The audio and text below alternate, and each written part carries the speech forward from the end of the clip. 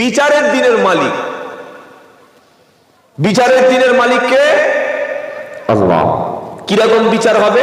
ফাকাইফা ইদা জামাআনাহুম লিয়াউমিল লা রাইবা ফি, ছোট কাকা ভালো হবে।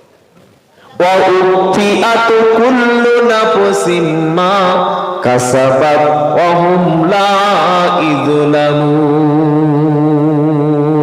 সূরা আল ইমরান ৩য় পারার 25 নম্বর আয়াত আল্লাহ পাক শোনাচ্ছে, ফাকাইফা ইদা জামাআনাহুম লিয়াউমিল লা রাইবা ফি ওয়া উফিআত কুল্লু নাফসিম মা কাসাবাত ওয়া হুম লা ইযলামুন। সেদিন কেমন হবে বিচার? সেদিন কেমন হবে? যেদিন আমি আল্লাহ সবাইকে হাসরের ময়দানে এক জায়গায় জমা করব। সবাই এক জায়গায়, সবাই বলেন না।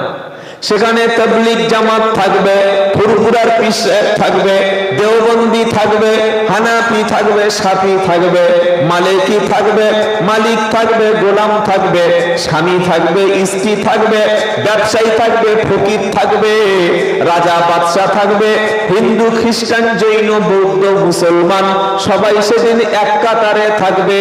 তার নাম হলো হাসরের ময়দান। সবাইকে এক জায়গায় জমা করবে, সবাই সবাই। কেউ লুকাতে পারবে? বলেন। ফামাইয়া আমাল মিসকালা দাররাতিন খায়রান ইয়ারা ওয়া মাইয়া আমাল মিসকালা দাররাতিন শাররান ইয়ারা।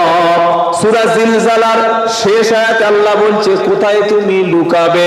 কেউ যদি সামান্য পরিমাণ ভালো কাজ করে, যেটা পৃথিবীর কোনো মানুষ জানে না, সেই ভালো কাজটা আমি আল্লাহ হাসরের ময়দানে তোমার সামনে আমি তুলে ধরব।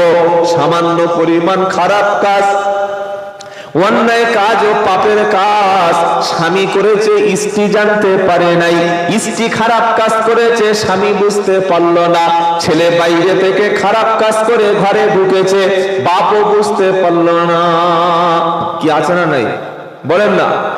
দোকানে বসে বসে এমন কাজ করছে, কাস্টমার জানতে পারছে না, লেবার এমন কাজ করছে, মালিক বুঝতে পারছে না। আল্লাহ পাক শোনাচ্ছে, হাসরের ময়দানে আমি আল্লাহ সমস্ত খারাপ কাজটাকে বান্দার সামনে আমি সেদিন তুলে ধরব। সেদিন কোনো জায়গায় তোমাকে মুখ লুকাতে দেব না। সবাইকে সেদিন জমা করব। যে যেমন আমল করেছিলে সে তেমন ফল পাবে। কোনো বান্দার প্রতি সামান্য রকম জুলুম আমি করব না, কারণ আমার নাম হলাম, আমি হলাম মালিক। আমি কে? মালিক। দুনিয়ার মালিক অনেক সময় বেইনসাফি করে, করে না? করে না? কাজ করিয়ে নিয়ে টাকা দেয় না, আছে? হ্যাঁ না বলে?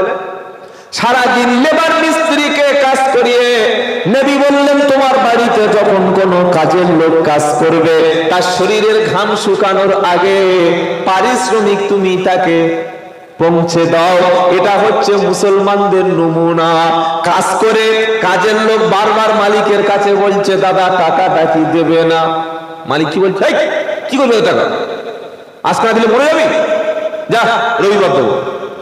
রবিবার এসছে, ভাই টাকাটা দাও, বললে সামনে রবিবার, তোর কি বলেছে এই রবিবার দেবো? এরকম লোক আছে না? কাজ করেছে, সন্ধ্যাবেলা টাকাটা দিয়ে দাও। কাজ করে মিস্ত্রি বাড়ি চলে যাচ্ছে, আপনার কাজের লোক মাসের শেষে 1 মাস পরিশ্রম করেছে, আপনার ফ্যাক্টরিতে, আপনার অফিসে, আপনার দোকানে, আপনার আয়ত্তে, আপনার অধীনে কাজ করে বাড়িতে যাচ্ছে, রেডি, পয়সা হাতে দিয়ে দাও। এর নাম হচ্ছে ইসলাম। তবে আপনার নামাজ কবুল হবে, তবে আপনার দাড়ি টুপি পাঞ্জাবি কাজে লাগবে, তবে আপনার জিকির কাজে লাগবে, তবে আপনার কোরআন তেলাওয়াত কাজে লাগবে। কাজ করে টাকা দেয় না, মাসের পর মাস, এদিকে আবার উমরা করতে যাচ্ছে। আল্লাহ মাফ করে দিক, বলুন আমিন। নবী তাই বললেন, তোমার বাড়িতে কাজের লোক কাজ করেছে, তার শরীরের ঘাম শুকানোর আগে তার পারিশ্রমিক তুমি তার হাতে পৌঁছে দাও, সে যেন কখনো তোমার কাছে অভিযোগ করে না। ইসলাম শুধুমাত্র দাড়ি টুপি পাঞ্জাবি ধর্ম নয়। দাড়ি টুপি পাঞ্জাবি মেসওয়াক তাহাজ্জুদ এগুলো তো কম্পালসারি ডিউটি ভাই, কিন্তু মানুষের যে মুআমালাত, মানুষের সাথে মুআশারাত, এইগুলো যদি আমরা কোথাও ভুল করি এইটা আল্লাহ ক্ষমা করবে না। কথা মনে থাকবে ইনশাআল্লাহ। তো আল্লাহ পাক বলছে আমি সেদিন মালিক হব, আর মালিক যখন আমি হব, কে জান্নাতে যাবে কে জাহান্নামে যাবে ওটা আমি ঠিক করব।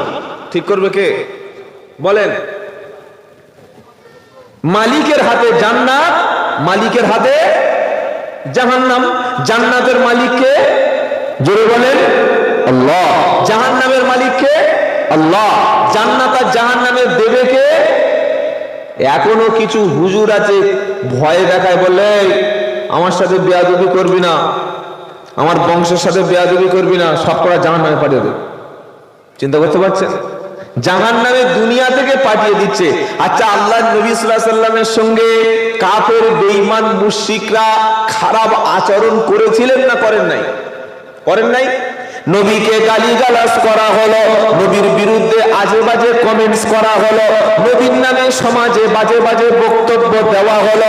নবী সাল্লাল্লাহু আলাইহি ওয়াসাল্লাম রাতের বেলা তাদের জন্য আল্লাহর কাছে হাত তুলে হেদায়েতের দোয়া চেয়েছিলেন, কারণ আমার নবীর অন্তরকে আল্লাহ কাফের মুশরিক সবার জন্য নরম বানিয়েছিলেন।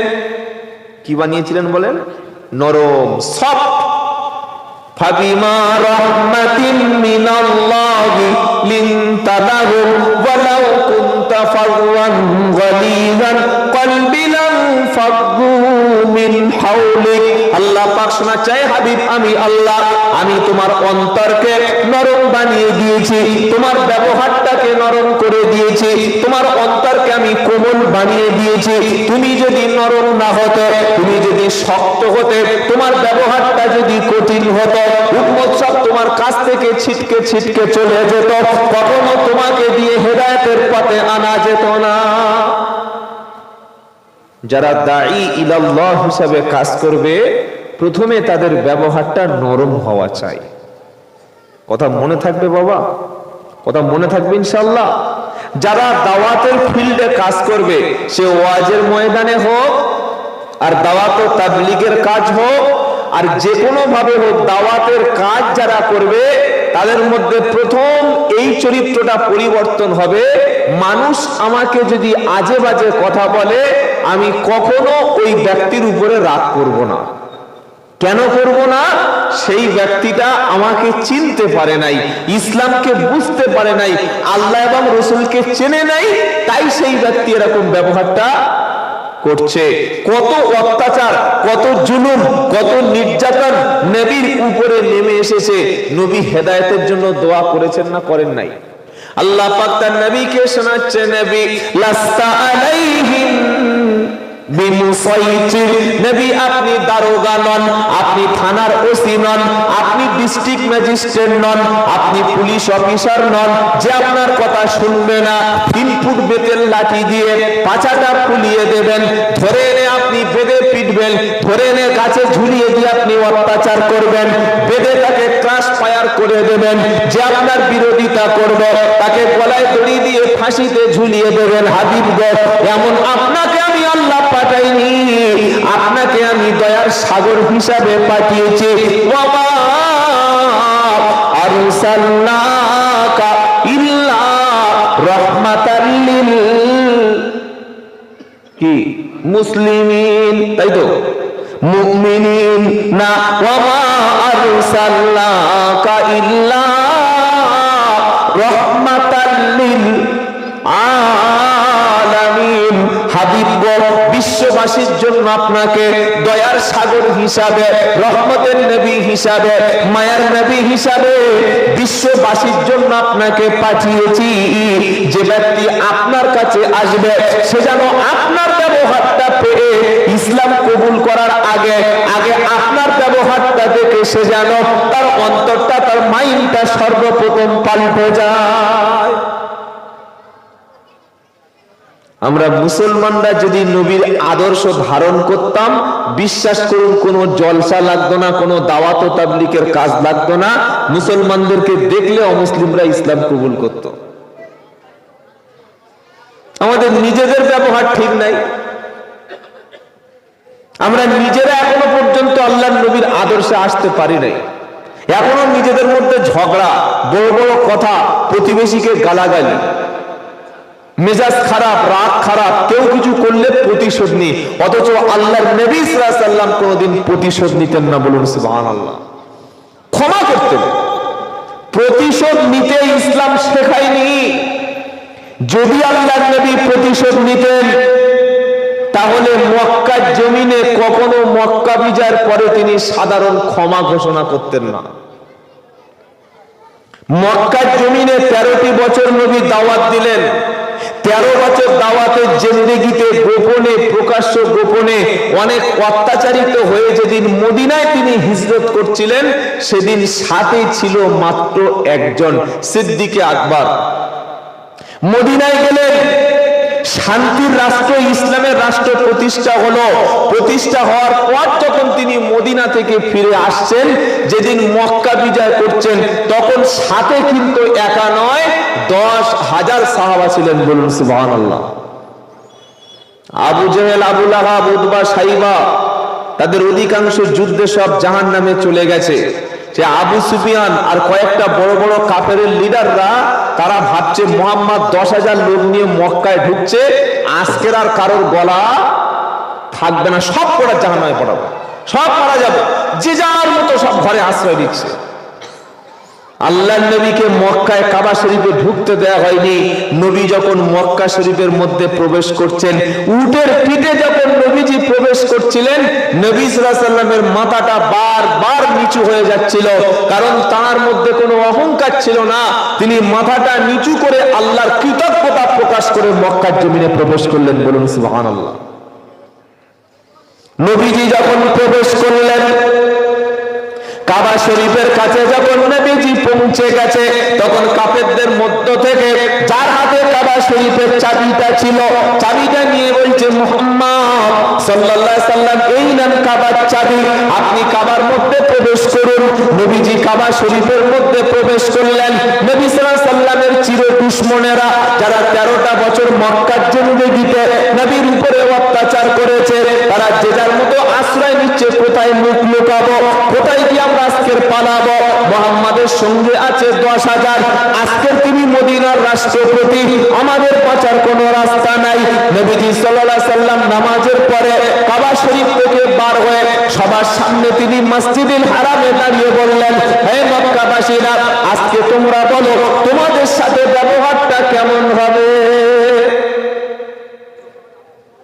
যারা ক্ষমতায় থাকে, লাঠিটা পুলিশ বাহিনী সবসময় তাদের পক্ষে কাজ করে। কি বলছেন আপনারা? কাজ করে না? আর যারা বিরোধী পার্টি, যে কোনো দল, মারধর, কেস মামলা সব সময় খায়। তো নবীজি তো 13 বছর ছিলেন মক্কায়, মাজলুম, নির্যাতিত। প্রকাশ্য কলেমা পড়ার ক্ষমতা ছিল না, প্রকাশ্য দাওয়াতের কাজ করার ক্ষমতা ছিল না। কলেমা পড়লেই মার, নামাজ পড়লেই অত্যাচার, মাথায় টুপি দিয়ে রাস্তায় চললে অত্যাচার, আল্লাহর কোরআনের কথা বললেই অত্যাচার।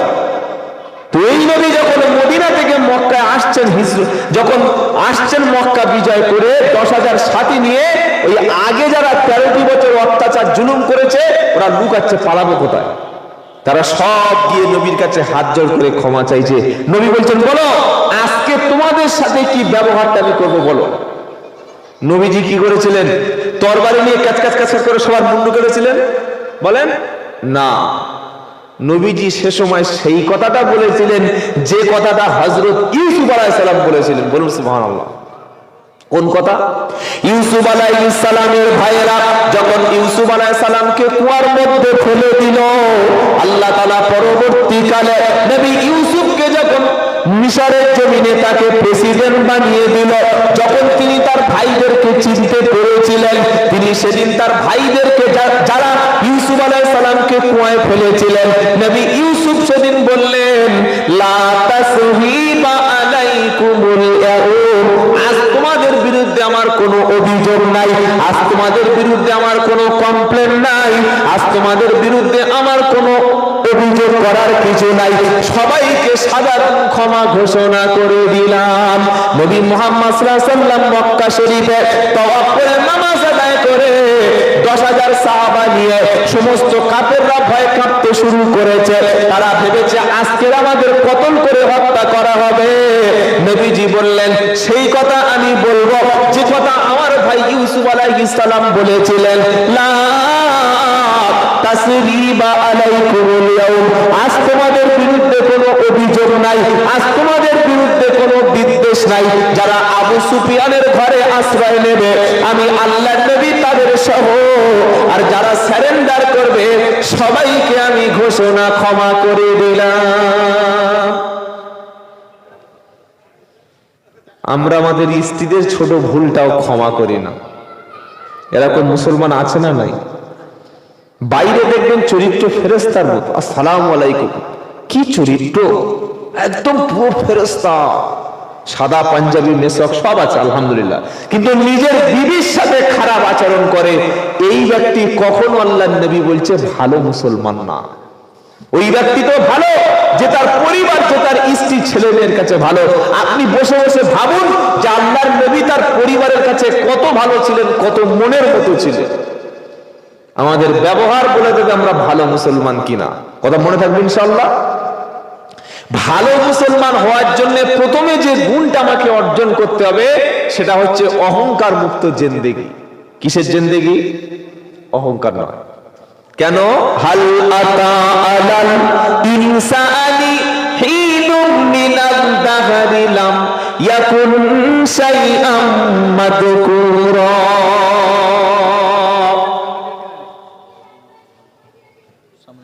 যাদের পা আছে সামনের দিকে চলে আসো। কি বলবো, আমরা সব সময় পিছনে বসতে পছন্দ করি, তাই তো? যদি কষ্ট নয় একটু সামনের দিকে আগে আসো।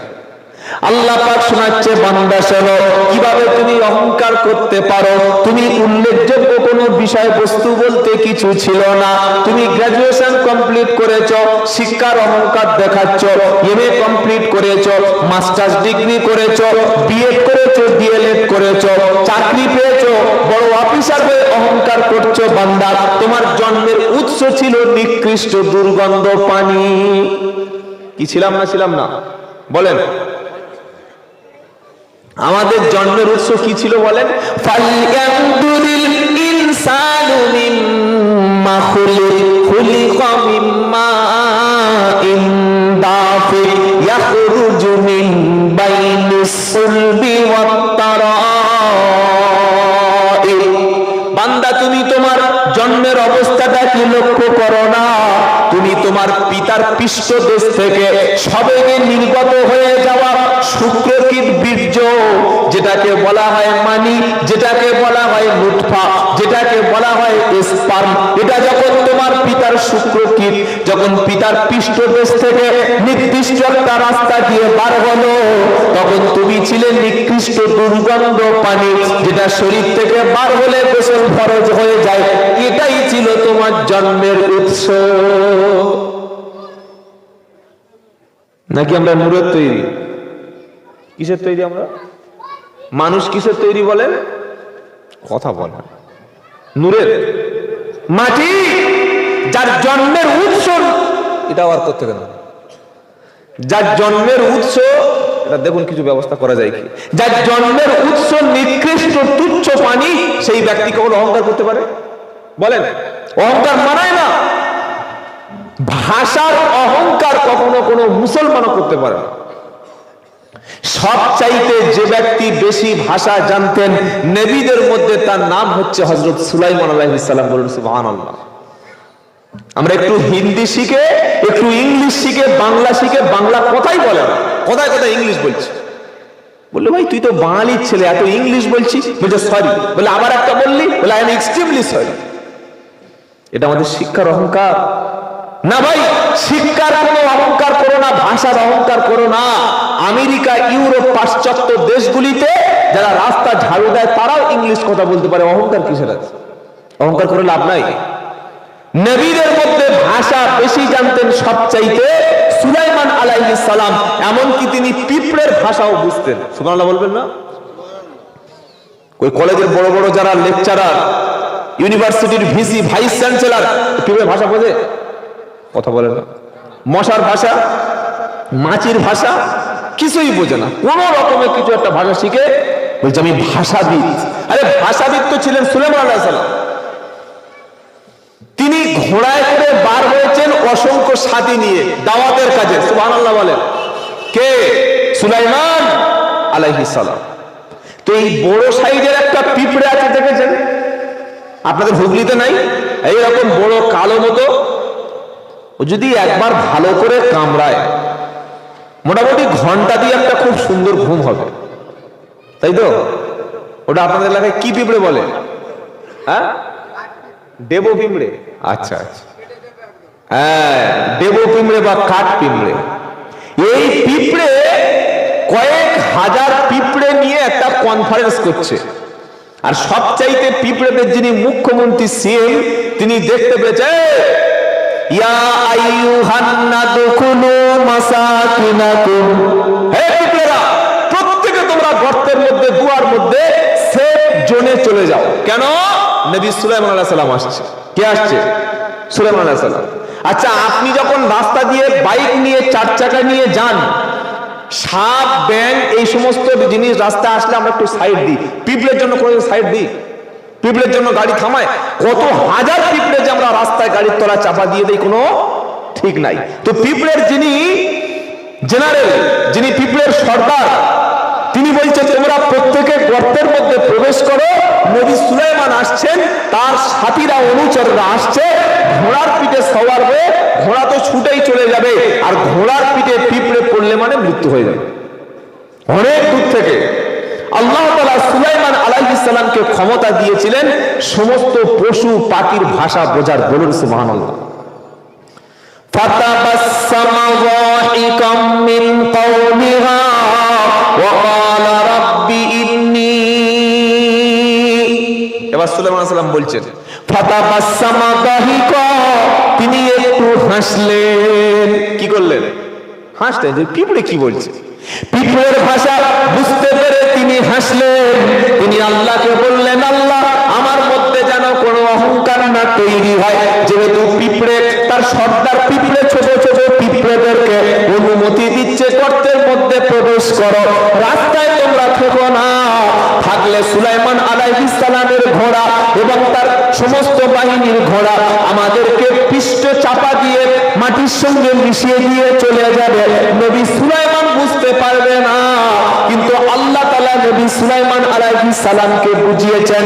নবী সুলাইমান আলাইহিস সালাম হাসলেন, হেসে বললেন, আল্লাহ, সমস্ত প্রশংসা আপনার, যে আপনি পিঁপড়ে ভাষার মতো, বোঝার মতো ক্ষমতা দিয়েছেন। বলুন না সুবহানাল্লাহ। এটা চারটিখানি ব্যাপার নয়, এখানে কোনো অহংকার নাই। আমরা মায়ের পেট থেকে এসেছিলাম পুরো ননসেন্স ইলিটারেট হয়ে, কিছুই জানতাম না। ভাষা ছিল টে মে, এছাড়া কোনো ভাষা ছিল? ইংলিশ, বাংলা, আরবি, হিন্দি কোনো ভাষাই জানতাম না। আমাদের মাতৃভাষা বাংলা, তাই মা যেটা শিখিয়েছেন সেটাই আমরা শিখেছি। সন্তান জন্মের পরে মায়ের প্রথম দায়িত্ব হচ্ছে সন্তানকে আল্লাহ চেনানো। বলুন সুবহানাল্লাহ। এবার দেখুন কোরআন, নবী, সমস্ত নবীরা ছিলেন উত্তম বংশে জন্মগ্রহণ করেছেন। নবী না হয়েও একজন মহান ব্যক্তির কথা কোরআনে এসেছে, তার নাম হচ্ছে হযরতে লুকমান। কি নাম? হযরতে লুকমান। অনেক মুফাসসিরিনরা বলেছেন তিনি নবী, আবার বেশিরভাগ ওলামা বলেছেন না, তিনি নবী নন, তিনি একজন সাধারণ ব্যক্তি ছিলেন, জ্ঞানী ব্যক্তি ছিলেন। আল্লাহ তাকে এত হিকমা, এত জ্ঞান দান করেছিলেন, যার কারণে আল্লাহ তাআলা তার নামটা কোরআনে কোট করে দিয়েছিলেন। সুবহানাল্লাহ বলতে ইচ্ছা করে না? আমরা আমাদের বাচ্চাদের প্রথমে কি শিক্ষা দিব? কেন আমাদের বাচ্চারা গোমরাহী হচ্ছে? আমাদের বাচ্চারা কেন আল্লাহ বলা হয়ে যাচ্ছে? এটা প্রথমে বুঝতে হবে ভাই। বাচ্চারা কখনো শুনে শেখে না, বাচ্চারা যেটা দেখে সেটাই শেখে। কি বলছেন আপনারা? আপনার ছোট 4 বছরের বাচ্চার সামনে আপনি প্রত্যেকদিন সুন্নাত এবং নফল নামাজটা বাড়িতে পড়বেন। আপনি বাড়িতে না থাকলে দেখবেন আজান হয়ে গেলে বাচ্চাটা মাথায় টুপি দিয়ে উলঙ্গ হলেও আল্লাহু আকবার বলে সিজদায় পড়ে যাচ্ছে। কি বলছেন আপনারা? কি বলছেন বলেন, করে না করে না? আপনি আপনার বাচ্চার সামনে কোরআন শরীফ বসে বসে পড়ুন, কিতাব পড়তে শুরু করুন। 1 সপ্তাহ 10 দিন আপনার বাচ্চা থেকে ও বই পেলে ভাষা না বলতে পারলে কিছু মুখে একটা উচ্চারণ করবে। এটা কি দেখে শেখে বাচ্চারা? দেখে দেখে শেখে। বাচ্চাদের সামনে টুপি পরে থাকবেন, দেখবেন একটা টুপি নিয়ে রুমাল দিয়ে মাথায় দেবে, দেবে না? দেবে না। বাচ্চাদের সামনে হাতায় তাসবিহ নিয়ে বাড়িতে বসে জিকির করবেন, ও বাচ্চা সুযোগ পেলে ও বসে জিকির করবে। আর বাচ্চার সামনে যদি এরকম বড় এলসিডি দিয়ে বসে বসে বাচ্চার সামনে গান শোনে, সিরিয়াল দেখে, ও বাচ্চাটা তাহলে এবার কি তৈরি হবে? বসে বসে ভাবেন, আজ আমাদের মায়ের আমাদের বাচ্চাদেরকে নষ্ট করে দিয়েছি এই জায়গায়। মা সন্ধ্যাবেলা তার বাচ্চাকে প্রথম যে শিক্ষা দেবে কোরআন, খায়রুকুম মান তাআল্লামাল কুরআনা ওয়া আল্লামাহু। তোমাদের মধ্যে সবচাইতে উত্তম হচ্ছে তারা নিজে কোরআন শিখবে যারা, অপরকে শিক্ষা দেবে যারা। আমাদের বাড়িতে সন্ধ্যার পরে যে সমস্ত মুসলমানদের বাড়িতে এখনো গান বাজনা চলে, এলসিডির মধ্যে বিভিন্ন রকমের নাটক চলে, বিভিন্ন সিনেমা চলে, বিভিন্ন রকমের সিরিয়াল চলে, ওই বাড়িতে বাচ্চার লেখাপড়া হওয়া আর বাচ্চাটাকে মানুষ করা, মুসলমান বানানো, মসজিদে আনা, কোরআন শেখানো কিন্তু কোনো আলেমের দ্বারাই অত সহজে সম্ভব না।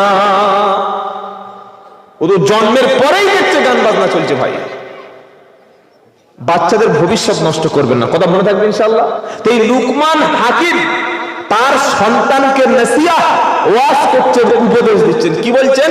ওয়া ইদ ক্বালা লুকমান লিবনিহি ওয়া হুয়া ইয়াইদুহু ইয়া বুনাইয়া লা তুশরিক বিল্লাহ ইন্নাশ শিরকা লাযুলমুন আযীম। জোরে বলেন না সুবহানাল্লাহ, আল্লাহু আকবার। বাপ তার সন্তানকে প্রথমে যে নসিহতটা করছেন, প্রথমে যে উপদেশ দিচ্ছেন, সেটা তার সন্তানকে কি বলছেন? লুকমান, ইয়া বুনাইয়া, হে আমার ছোট্ট বাচ্চা, হে আমার প্রিয় বাচ্চা, হে প্রিয় বৎস, হে আমার কলিজার টুকরা, হে আমার নয়নের সোনা, হে আমার নয়নের পুতুলি, oh my little heart, my sweet heart. এটা বাচ্চাকে তিনি বলছেন। কে বলেন না? কথা বলে না? কে বলছেন? লুকমান। আপনার ছেলে যখন খারাপ পথে চলে গেছে, আপনার ছেলে যখন গোমরাহিতে নেমে গেছে, আপনার ছেলে যখন গোমরাহিতে নিমজ্জিত হয়ে গেছে, প্রথমে আপনার ছেলেকে আপনি যখন নসিহত করবেন, কি বলবেন? এই মাফ কর, এই বেনামাজি, এই দাড়ি চাচা, এই শুকর, এই বদমাস, নামাজ পড়িস না কেন? এরকম বললে ছেলে ভালো হবে? জোরে বলেন, কখনো না। দাওয়াতের টেকনিক এটা নয় ভাই। বাপ তার সন্তানকে কিভাবে দাওয়াত দেবে, কিভাবে টেকনিক শেখাবে, আল্লাহ কোরআনে বলে দিয়েছে। বলুন না সুবহানাল্লাহ। চলো লুকমানটা আমরা তাহলে শুরু করি। এবার লুকমান তার ছেলেকে বলছে, স্মরণ করো যখন। লুকমান তার ছেলেকে বললেন, ইয়া বুনাইয়া, হে আমার কলিজার টুকরা, হে প্রিয় বৎস, হে ছোট্ট সোনা ময়না, লা তুশরিক বিল্লাহ, আল্লাহর সঙ্গে যেন তুমি শিরিক করো না। আল্লাহ ছাড়া অন্য কারোর কাছে তুমি মাথা নিচু করো না। আল্লাহ ছাড়া যেন তুমি কারোর কাছে মান্যত মানসিক করো না।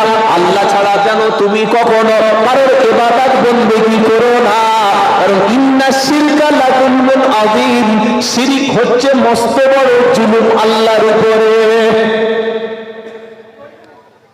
আমাদের কলেজে ইউনিভার্সিটি যত ছেলে পড়ে, এদেরকে জিজ্ঞাসা করুন যে বাবা শিরিক কি, বলবে কি শিক্ষা বাপ। ইমানের সবচাইতে ইমানের বিপরীত শব্দ হচ্ছে শিরক। ইমানের বিপরীত শব্দ কি? তাওহীদ। একত্ববাদের বিপরীত শব্দ হচ্ছে শিরক। একজন মুসলমান যখন তিনি ঈমান আনবেন, প্রথমে কি বলবেন? লা ইলাহা। প্রথমে আল্লাহ নেই, মাবুদ নেই, ঈশ্বর নেই, খোদা, রাজ্জাক, হায়াত, মউত কেউ নেই, একজন আল্লাহ ছাড়া, এক ছাড়া কোনো ইলাহা নাই, কোনো সৃষ্টিকর্তা নাই, কোনো আইনদাতা নাই, কোনো রাজ্জাক নাই। দোয়া কেউ শোনে না, সাহায্য কেউ করে না, কেউ খাওয়া দেয় না, কেউ বাঁচাতে পারে না, কেউ আমাকে ক্ষতি করতে পারে না, ইল্লাল্লাহ, আল্লাহ ছাড়া। কলেমা তাওহীদের প্রথম দাবি হচ্ছে শিরক মুক্ত জীবন যাপন করা। কথা শুনছেন আপনারা? কথা আওয়াজ, কোনো আওয়াজ করবেন না কিন্তু। যারা বসছেন চুপচাপ বসে। আচ্ছা ওখানে কি কবর আছে? একটা ওখানে মাঝখানে কবর টবর আছে নাকি? তাহলে ওখানে বসছেন না ভাই? এই সামনে তো ফাঁকা আছে। বাবা তোমরা সামনে না বসে এখানে বসে না বাবা, ওখানে বসে, রাস্তার পাশে বসুন, এসো। কোনো কথা কিন্তু বললে আলোচনা নষ্ট হয়ে যাবে। প্লিজ কেউ কথা বলবেন না, একদম চুপচাপ থাকুন। যখন সুবহানাল্লাহ বলবেন জোরে, আলহামদুলিল্লাহ বলবেন জোরে, তাকবীর দেবেন জোরে, যখন জিকির করবেন জোরে, বাদ বাকি পিন ড্রপ সাইলেন্স থাকেন। ইনশাআল্লাহ আল্লাহ যেন আমাদের কামিয়াব করবেন। আমিন।